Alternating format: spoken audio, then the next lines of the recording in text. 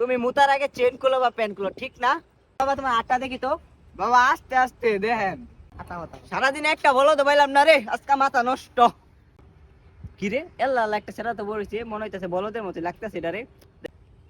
বাবা তুমি 1 লাখ লাইনে বলেছো, তোমার মনটা তো খারাপ লাগতেছে, কি হয়েছে তোমার? আপনি কেমনে জানলেন আমার মন খারাপ? কে আপনি? চুরুং বাবা, আমি এই ল্যাংটা বাবা দরবারে 1 ঘন্টা 10 সেকেন্ড থাকছি। পুরা বাংলাদেশে আমার 1000 জিন আছে, সবটি প্রতিদিন হাজিরা দেয়, এইগুলো ভালো আছে।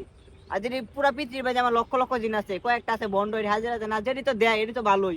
কোন বাবা এত জিন আইনে পালুন? আমার বাড়ির পিছে বাবা একটা জিন আছে, কন্যার মায়ের ধরছিল লোকে আইনের জিন। আরে ওটা এগুলো মানছে কোন, এগুলো আমারই জিন।